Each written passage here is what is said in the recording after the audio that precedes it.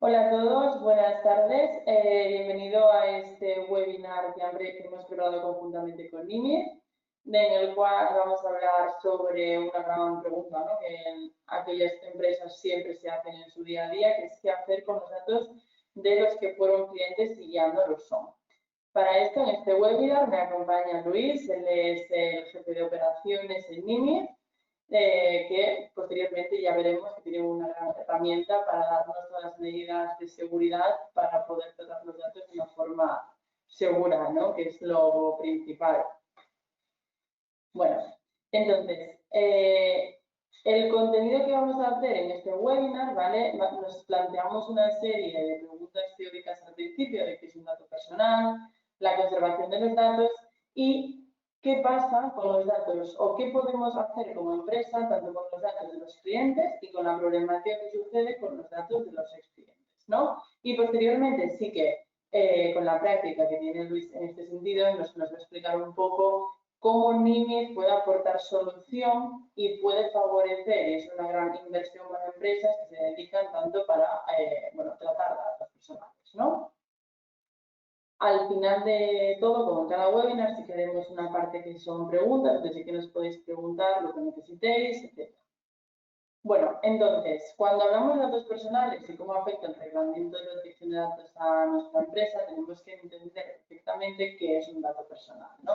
Dado que no es lo mismo, y esta es una pregunta que en la práctica casi todas las empresas nos hacemos, ¿qué diferencia, no, un dato personal o qué información contiene un dato personal de aquella que no la contiene?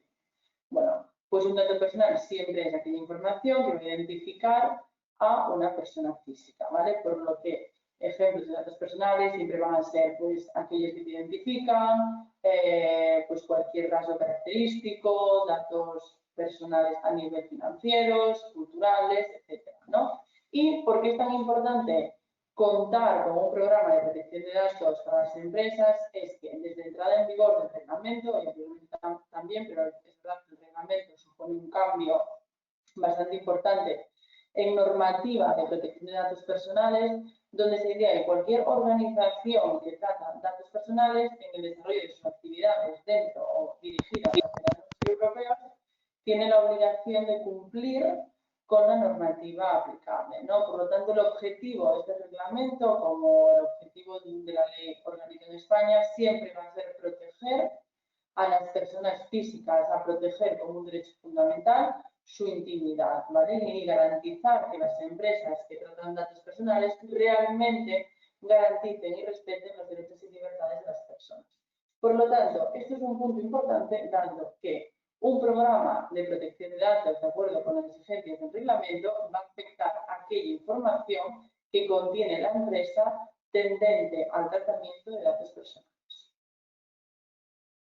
Cuando hablamos de protección de datos, siempre tenemos que tener en cuenta o estar en perspectiva con todo lo que se refiere a la conservación de los datos personales y el RGPD en este caso, ¿no? Es verdad que hay muchas empresas o muchos clientes que preguntan ¿cuánto tiempo puedo guardar estos datos? ¿Por qué tengo que guardarlos? ¿Cómo tengo que guardarlos? ¿No? Y es verdad que la ley el reglamento es muy característico en ese sentido, dado que su artículo 5 establece que si lo entendemos de una forma estricta, se tiene que conservar durante el tiempo en el que se lleva a cabo la finalidad del tratamiento. Una vez terminada esta finalidad, este dato debe eliminarse.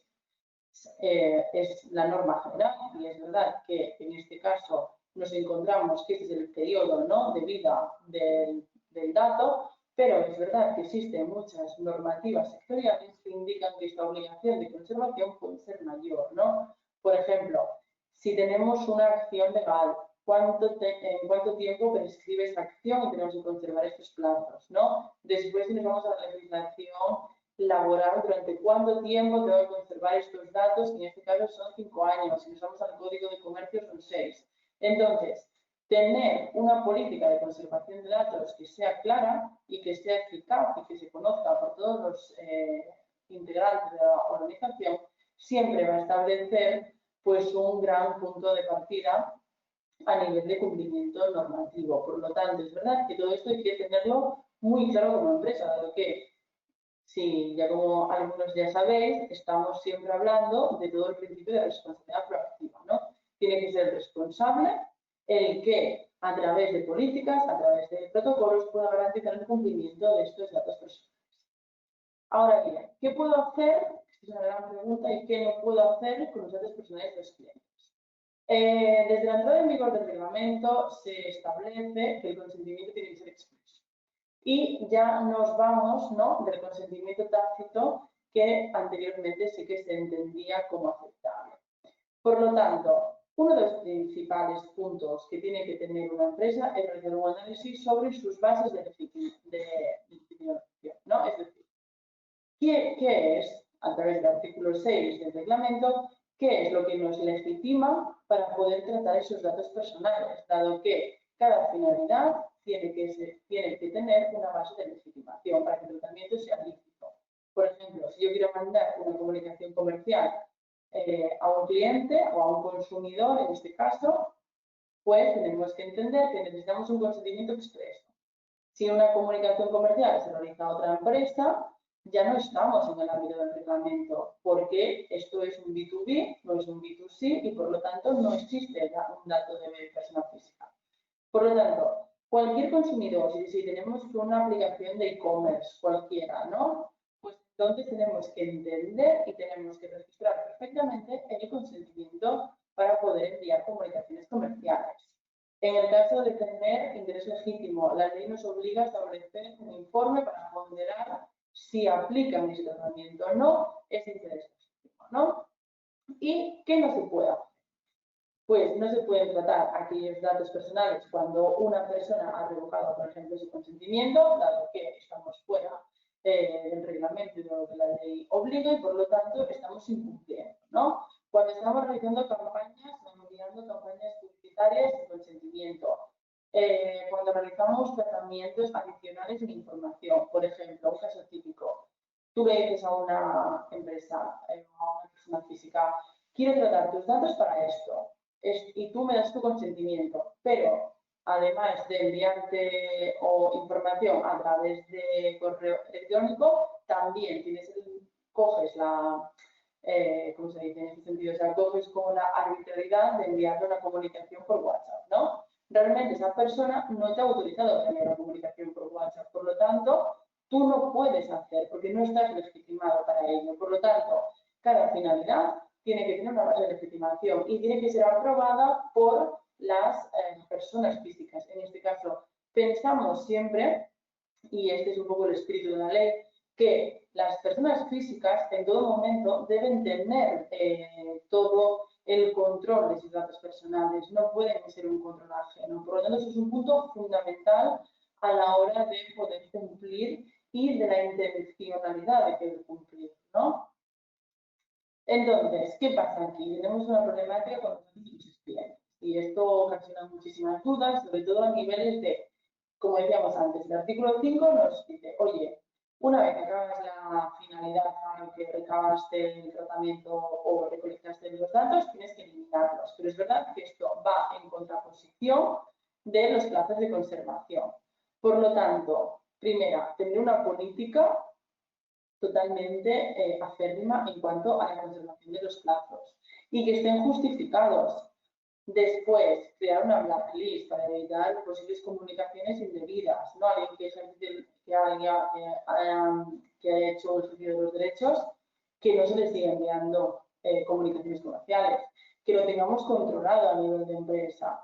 Después, unas medidas claves, y esto Luis nos explicará mucho más y mejor, esto es el tema de utilizar herramientas que permiten tanto la pseudonimización como la anonimización de los datos, también durante el tiempo, ¿no?, que se encuentran conservados estos datos para fomentar que no exista un riesgo, ¿no? En este caso, Luis.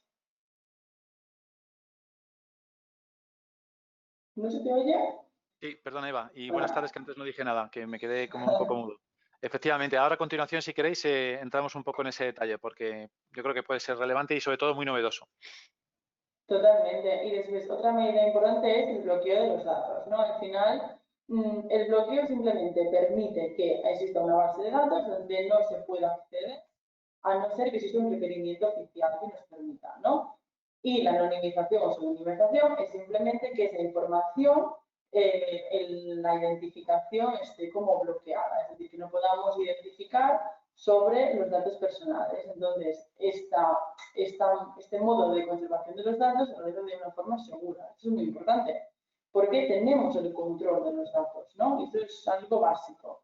Y después también, bueno, contar con sistemas, hacer una evaluación de riesgos donde tengamos medidas de seguridad. Al final, por ejemplo, si tenemos una evaluación de riesgos y no sabemos cómo conservamos los datos, al final será un riesgo que nos obligue a tratar este riesgo y, por lo tanto, crear políticas, ¿no?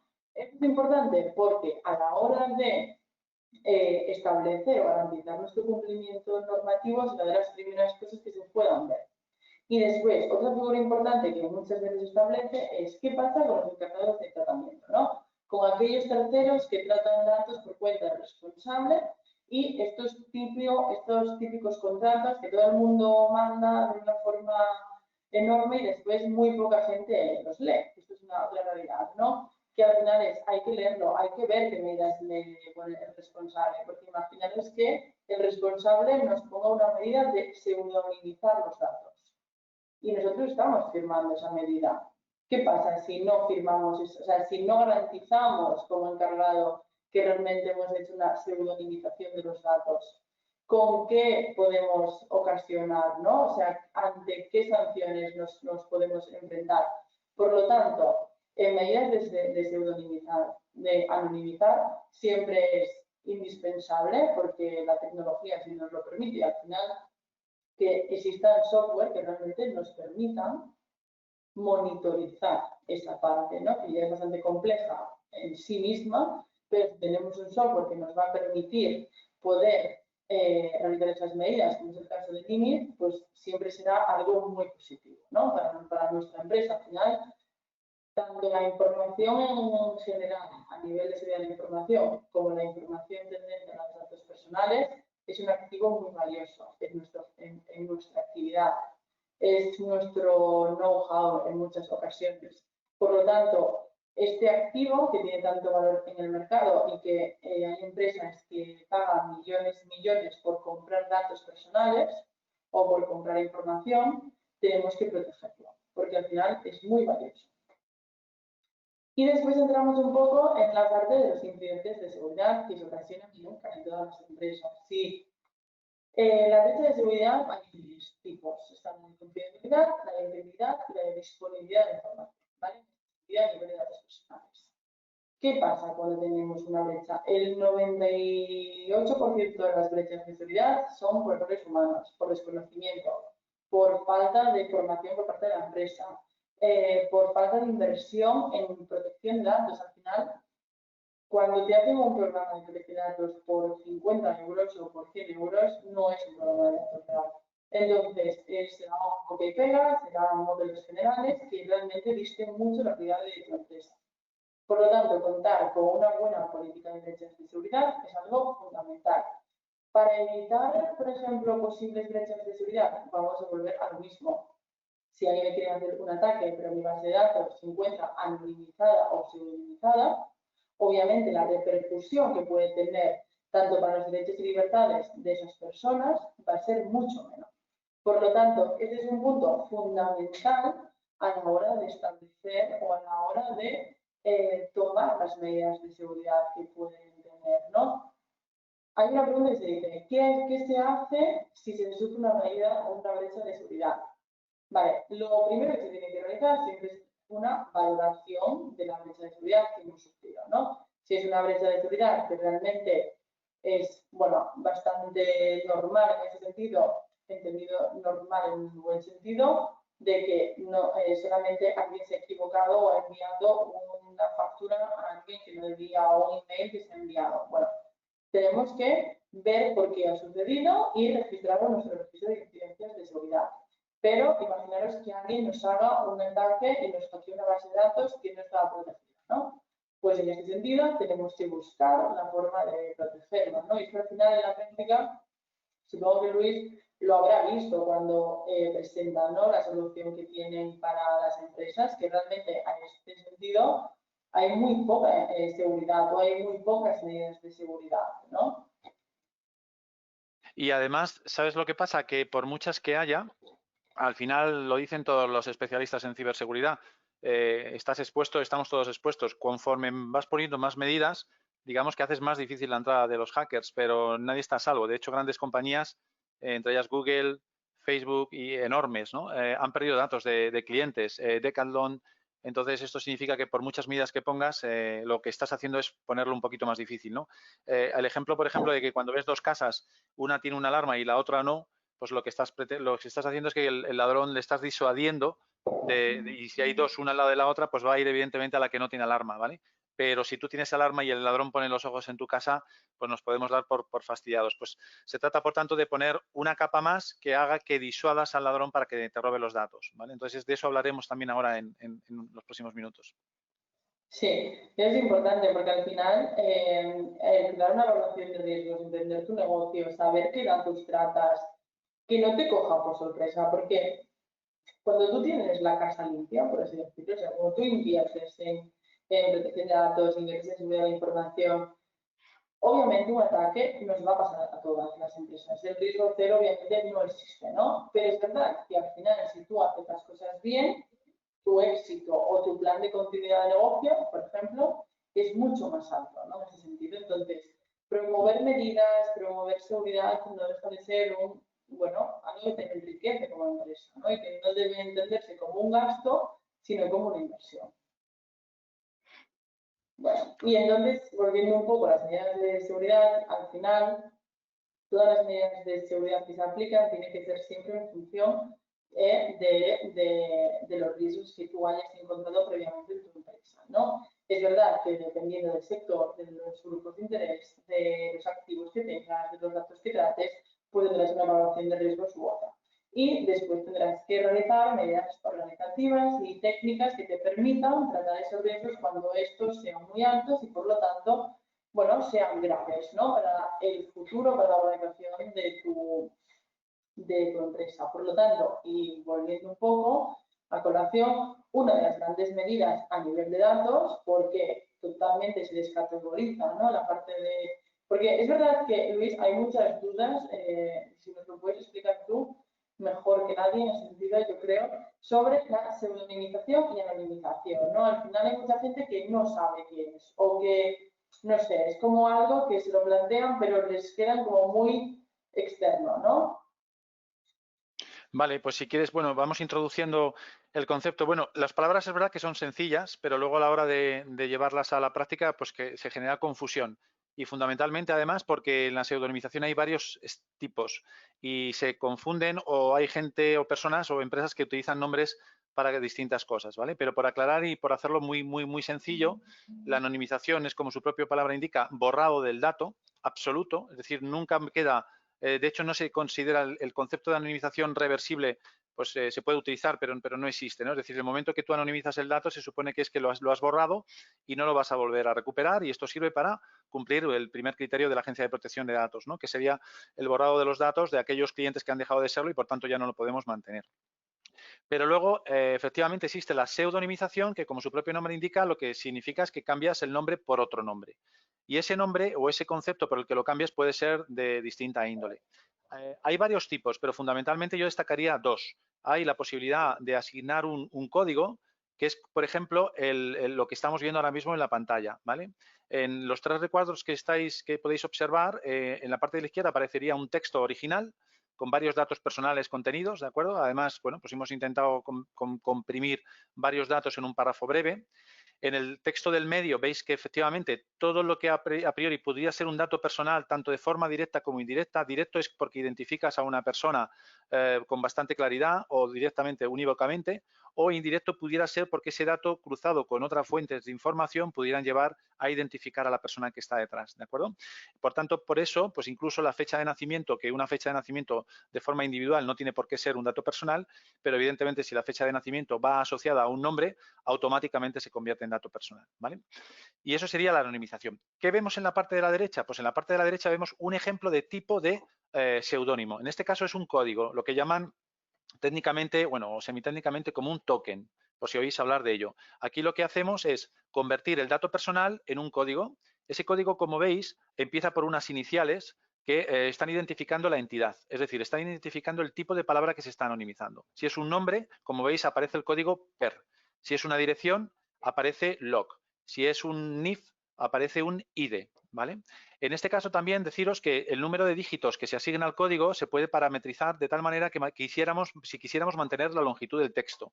Imaginaos que tenemos un documento en Word, que es un contrato, con 2000 palabras, y lo queremos pseudonimizar. El código asignado tendría la misma longitud por cada una de las entidades que se están, en este caso, pseudonimizando, ¿vale? Entonces, esto también es relevante para aquellos usuarios que quisieran decir, oye, yo quiero un documento que sea igual, exactamente idéntico al original, lo único es que no quiero que contenga datos personales, ¿vale? Entonces, esos códigos, como os decía, lo que hacen es identificar, evidentemente, de alguna manera, pero no directamente, al usuario que está detrás. Esto también, aquí deciros que esto se puede hacer consistente. Y esto es muy relevante lo que voy a contar a continuación. Y es, ¿qué significa que sea consistente? Significa que yo cada vez que viera en mi CRM, en mi ERP, sistema de facturación, apertura de incidencias, contratos, facturas, cada vez que apareciera Carlos García Atalvio, el código que va a asociar la solución es PER 0001 en cualquier tipo de contenido, ¿vale? Imaginaos, por tanto, que quiero anonimizar contratos. Bueno, pues me aparecen 3 contratos con este código. Quiero anonimizar todas las interacciones que ha habido en el CRM con las conversaciones con los clientes y me aparece este código identificativo. Pues me aparecería PER 001. Es decir, yo luego puedo trabajar esa información. Si no anonimizo, pierdo todo el valor del dato, evidentemente, porque jamás sabré en ese contexto, en ese contenido que he anonimizado, quién estaba detrás. Pero si yo pseudonimizo, puedo saber quién estaba detrás. Evidentemente no si es Carlos García Talvio, pero con estos datos y con esta consistencia yo puedo hacer analítica avanzada de datos. Puedo saber que PER 001 era un varón. Puedo saber que tenía un rango de edad entre 40 y 50 años. Puedo saber que era de la zona de Levante. Puedo saber que nos compró mucho, que nos compró poco, que nos compró medio. Puedo saber si era un usuario con tendencia a generar muchísimas aperturas de incidencias, etcétera, etcétera, etcétera. Evidentemente, insisto, no sé qué es Carlos García Talvio, pero sí puedo perfilar. Y esto es muy relevante en la analítica de los datos, ¿no? De esto que se está poniendo ahora tan de moda de es una pena que todos los datos que tenemos en las compañías no los saquemos oro, que es lo que tienen dentro, ¿vale? Y con una pseudonimización yo puedo mantener bastante, en un grado muy alto, el valor del dato. Y antes de pasar, si queréis, antes de terminar con el concepto de pseudonimización, y eso también es relevante, hay que destacar, y un poco lo ha comentado Eva, que podemos hablar de pseudonimización reversible y pseudonimización irreversible. Como antes comentaba, con la anonimización, que suele ser irreversible, ¿qué significa? Pues significa que yo convierto el dato personal en un código, pero si lo hago reversible, lo que hacemos es facilitar al usuario un código de conversión. Es como una llave. Las personas que tengan la llave de conversión pueden volver al dato original en cualquier momento, ¿vale? Esto añade una capa de seguridad bastante alta, independientemente de lo que comentábamos antes, de todas las medidas de seguridad que yo tenga puestas en la compañía. Porque si yo sufro un hackeo, hacen un agujero en mi firewall, en el antivirus, llegan a entrar en un archivo de datos que es crítico para mí, ¿y qué están haciendo? Se están llevando información de mis clientes. Con eso me van a hacer chantaje y con eso pueden vender esa información en el mercado negro, ¿vale? ¿Qué ocurre si yo pseudonimizo de forma reversible? Pues significa que el hacker lo que haría es llevarse datos como los que estáis viendo en el recuadro de la derecha. Se llevaría códigos que no le servirían de nada. Evidentemente, aquí lo que pedimos al usuario, al cliente, es que esa llave de conversión que nosotros le facilitemos nunca la aloje con los datos pseudonimizados. De tal manera que para que el hacker pudiera robar la información y volver a su estado original, nos debería robar tanto los datos como la llave. Y la llave siempre la vamos a alojar en otro lugar, en cuyo caso estamos dificultando muchísimo la labor del hacker, porque ya no solamente va a tener que penetrar mis sistemas y robar la información, sino que va a tener que encontrar una llave de conversión, que por cierto ocupa poco espacio y que se puede alojar en cualquier lugar. Yo una llave, un algoritmo de conversión de datos pseudonimizados lo podría alojar en un pendrive, tipo llave USB de cualquier tipo, evidentemente en otro PC o en varios PCs, ¿de acuerdo? Porque con esa llave, si nos la roban también, evidentemente el usuario, el hacker, podría volver al dato original. Por tanto, con la pseudonimización reversible podemos meter una capa de seguridad muy potente. Ahora bien, ¿cuándo queremos hacerla irreversible? Pues sería exactamente lo mismo, lo único que ese algoritmo de conversión lo destruimos. Y a todos los efectos, el dato pseudonimizado irreversible equivale a un dato anonimizado. La ventaja de ello es que, aparte de cumplir la ley, imaginaos, ¿qué hacemos con los datos de los ex clientes que han pasado más de 5 años han pasado su periodo de bloqueo y en teoría o en circunstancias normales la Agencia de Protección de Datos me dice tienes que borrarlos y si no serías objeto de sanción. Pues lo que haría es, en lugar de anonimizarlos y perder toda la información, lo que haría es solicitar en este caso a Nimid y a Preditet, me los pseudonimizas de forma irreversible. Consigo dos objetivos. Por un lado, cumplo la ley porque están pseudonimizados y no puedo volver al dato original, y en segundo lugar puedo analizarlos, porque con esto, como os comentaba antes, podemos hacer un profiling, podemos clasificarlos, podemos En el correlarlos, mundo, ¿de acuerdo? perdona, Entonces, en el mundo de la salud esto tiene una incidencia y una aplicabilidad alucinante, ¿no? sí, efectivamente, estamos ahora mismo, Eva, haciendo pruebas con, en este caso, con el Centro de Salud Vasco, que lo que dicen es que necesitan, claro, el problema es a todas las compañías y a la administración pública nos gustaría disponer de esos datos personales como quisiéramos, ¿no? Pero ya sabemos que esto es un dolor de cabeza y que tú lo has empezado diciendo. Efectivamente, las limitaciones son cada vez mayores, ¿no? El mundo de la privacidad, y es verdad que también un poco es en defensa de nosotros como ciudadanos, o sea que hay que entenderlo. Pero es verdad que los datos son oro y es una pena porque necesitaríamos permiso de los usuarios para hacer cualquier cosa, ¿no? Para manipularlo, gestionarlo, archivarlo, cruzarlo. Y claro, es impensable tener todo este tipo de permisos que para 5 datos de usuarios podríamos hacerlo, pero cuando estamos hablando de cientos o de miles, evidentemente se hace completamente No, imposible. es imposible, es inviable. Pero es verdad que, Entonces, mira, hay una pregunta que nos está haciendo que yo creo que viene bastante bien para este momento, que nos pregunta un compañero.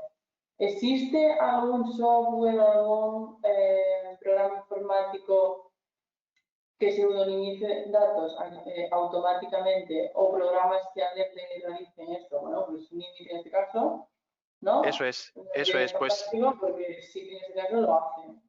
eso es, la respuesta es sí. Hasta ahora, por eso decíamos al principio de la sesión que os íbamos a presentar pues una novedad, ¿no? Aparte de, bueno, tratar de transmitiros nuestra experiencia. Hasta ahora técnicamente existen anonimizadores de base de datos, ¿vale? Y son relativamente conocidos. También es verdad que son un poco caros, pero existen. Esta solución en tecnología nada es fácil, ¿no? Pero son relativamente sencillos porque tú en una base de datos le dices a la solución, en este caso, lo que tiene que anonimizar, ¿vale? Entonces tú le dices el campo 1 o la columna 1, la columna 2, la columna 7, la columna 9, ¿vale? Me estoy anonimizando, pseudonimizando el nombre, primer apellido, segundo apellido, el NIF y la dirección, ¿de acuerdo? Entonces, de esta manera, pues es relativamente sencillo. Lo que no existía hasta ahora, y es aquí un poco la importancia, es que no había soluciones que anonimizaran o pseudonimizaran datos no estructurados. Es decir, poderle pasar un contrato de 50 páginas en Word o en PDF y que la solución me detecte los datos personales y que me los anonimice o pseudonimice en función de mi petición. Ahora, el otro día, ¿te acuerdas, Eva, que comentábamos? Hay una de las compañías grandes de consultoría de este país, es una de las Big Four, ¿no? Y nos contaba que, evidentemente, como son multinacional, tienen directivas de mantenimiento de los archivos y borrado directamente de todos los directorios. Entonces, dice que como consultores de alto nivel, evidentemente, ellos tienen en esa documentación de clientes, hay un gran valor, ¿no? Son proyectos que cobran un dineral que se quedan reflejados en documentos Word o PDF y en PowerPoint, ¿vale? Y son los entregables que han ido haciendo los clientes. Bueno, pues cuando pasan más de 5 años y el cliente para el que hicieron ese proyecto deja de serlo, en este caso para la consultora X, la consultora X tiene que borrar esos datos. Bueno, como son multinacionales, como os decía, a uno de los socios de esta consultora le borran la información automáticamente.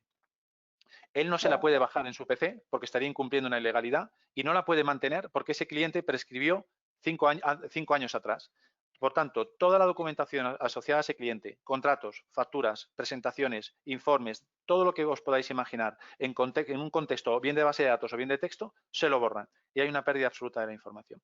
Si pudieran disponer de una solución por la que yo paso base de datos, documentos Word, documentos PDF, CSVs, TXT, Excels, PowerPoints, imaginaros toda la información, la pasamos por una solución que me la devuelve exactamente idéntica con el mismo formato, pero sin datos personales, eligiendo la posibilidad de anonimizarlos o pseudonimizarlos.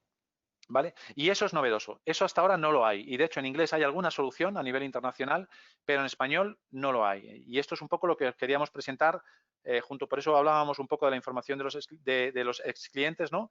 Y con Pridatet, que tiene una solución súper completa en el mundo de la gestión de la protección de datos y que en este caso con Nimid, pues podéis contar con una solución que complementa muy bien a Pridatet, pudiendo hacer este uso, ¿no? De toda esa documentación que hoy por hoy la única manera de borrar los datos personales o pseudonimizarlos es hacerlo de forma manual y que para 3 documentos pues lo puede hacer una persona. El problema es en una Exacto. compañía cuando maneje ya un volumen de documentos empieza a ser amplio, entonces claro, las posibilidades de anonimizarlo manualmente dejan de tener sentido y es lo que están haciendo la mayoría de las empresas en este país, que es borrar la información. En este caso, la Totalmente. consultora no pregunta al socio si quiere mantenerla, porque saben que el socio no se va a poner a anonimizarla manualmente. Automáticamente la borran y la pérdida de valor es inmensa. Entonces, bueno, que sepáis que a partir de ahora hay una solución sencilla que está disponible vía Internet, aunque también se puede instalar en las infraestructuras del cliente, en on-premise, ¿vale? Que permite todo esto. Yo le meto un montón de información y esta solución me devuelve esa información anonimizada o pseudonimizada, de forma reversible o irreversible, con estas ventajas que hemos comentado. Sí, además, te voy a pasar esto un momento.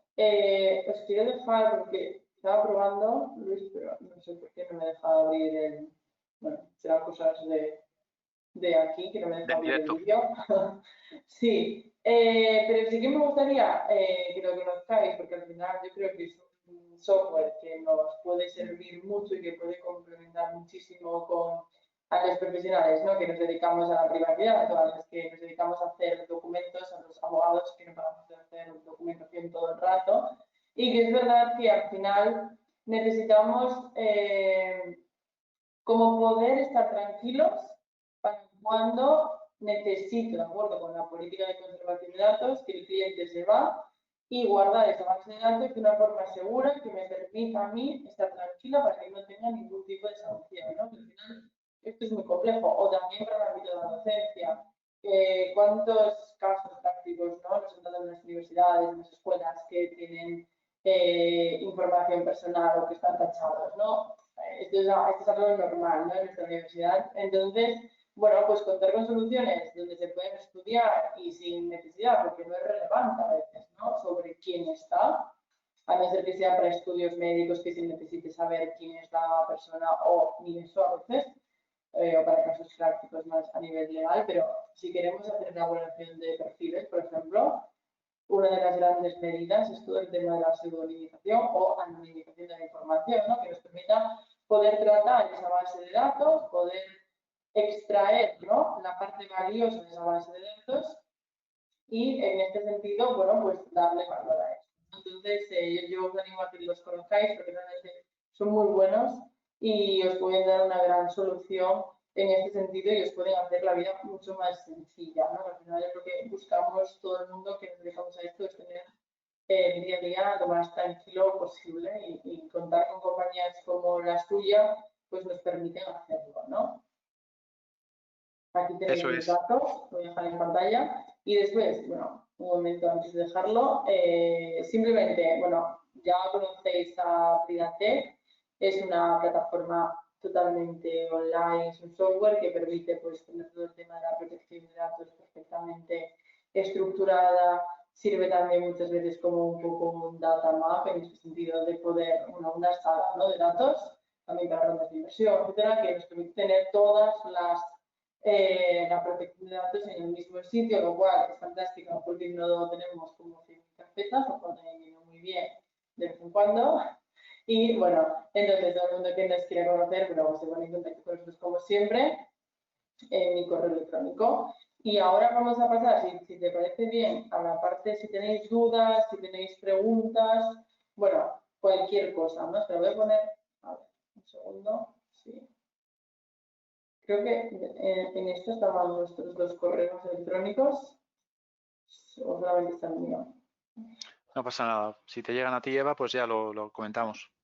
Ya lo remito. Vale, pero aún así os voy a pasar, voy a dejarlo en esta pantalla también, que todos tengáis el correo de Luis. Vale, vamos a preguntas. A ver, nos preguntan.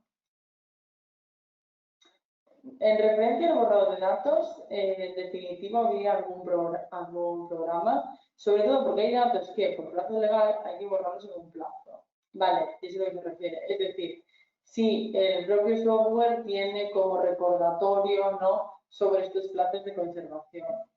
Yo creo que al final aquí lo ideal, y yo creo que seguramente en el desarrollo se podría realizar en cualquier tipo de software, pero tener una buena política de protección de datos a nivel de conservación de los datos y tener recordatorios después. Si tú realmente tienes toda la información pseudonimizada o anonimizada, tampoco es necesario que la elimines, porque se puede mantener durante mucho más tiempo, ¿no? Entonces, esto es positivo. Entonces, un software que te permita esto, bueno, pues siempre es, ¿no? ¿Luis, has sentido? Efectivamente. Aquí habría que ver, se podría incluso establecer, Eva, por la posibilidad de, dependiendo también del sistema de gestión de archivos que tenga la empresa, podríamos ver en función de la fecha de apertura del documento, del último cierre del documento, se podría clasificar y hacer que NIMIZ pudiera analizar, ¿no?, la información cuyo periodo de caducidad ha pasado. O sea que se puede establecer de manera automática. Habría que ver exactamente el gestor documental o el tipo de archivos que tienen y establecer ahí a partir de qué momento se decide, al menos que efectivamente el sistema avise de que esos documentos han sobrepasado el plazo por el que debíamos mantenerlos. O sea que sí, la respuesta es que se puede hacer de forma incluso automática. No, eso es súper bueno, porque al final es que nos permite tener un recordatorio de cuánto tiempo, por qué ahora, ¿no? Y al final es súper importante. Efectivamente. Ahí también hay Vale, que considerar el periodo de bloqueo, que según el sector, ¿no? Por ejemplo, en el sí, sector de los exacto. seguros, pues tienen un periodo de bloqueo de entre los 5 y los 10 años, ¿no? Es decir, del año 1 al año 5 los mantienen activos pues, para lo que pueda ocurrir. El año 5 al año 10 tienen que mantenerlos bloqueados o disponibles para reclamaciones y a partir de los 10 años deberían proceder a su borrado, ¿no? Entonces ahí hay, digamos, como tres fases, ¿no? La primera puedes mantener el dato, la segunda lo puedes mantener, pero tiene que estar bloqueado y no accesible en un sistema del día a día. Y en el tercero es cuando realmente habría que borrarlo o pseudonimizarlo de forma irreversible, ¿no? Entonces, en cada fase se puede establecer algún tipo de aplicación, en este caso de NIMIZ, para ver si pues mejor pseudonimizarlos de forma reversible para mantenerlos seguros o pseudonimizarlos de forma irreversible para cumplir con la ley en esa tercera fase. O sea, que depende, pero vamos, sí se puede y según cada fase se puede proceder de una manera u otra. Exacto, es viable, ¿no? Es lo importante. A ver, si tenemos alguna pregunta más, si no hubiera ninguna pregunta ahora, pero queréis tener cualquier, no sé, pregunta posterior o comentar o cualquier punto, tanto Luis como yo estamos encantados en atenderos. Os dejamos los correos electrónicos y el teléfono, o también os lo he puesto por el chat. Y bueno, sobre todo, por mi parte, muchísimas gracias, Luis, por acompañarnos hoy en este webinar y presentando un poco vuestra solución, que para mí es maravillosa y que espero que la gente realmente le dé el valor que tiene, eso es lo importante, y que se acostumbren, ¿no?, a utilizar programas para estar seguros en el tratamiento de datos, en la conservación y en pseudonimizar o anonimizar datos. Y bueno, un placer haberte tenido aquí y poder compartir contigo este ratito, ¿no? Gracias, Eva. Gracias a Pridatet y gracias a todos los que han asistido, que espero que haya sido también de utilidad para todos, ¿vale? Y que hayamos invertido 45 minutos de provecho. Exacto, muy bien. Pues muchísimas gracias a todos. Gracias y buenas tardes. Adiós. Buenas tardes, adiós.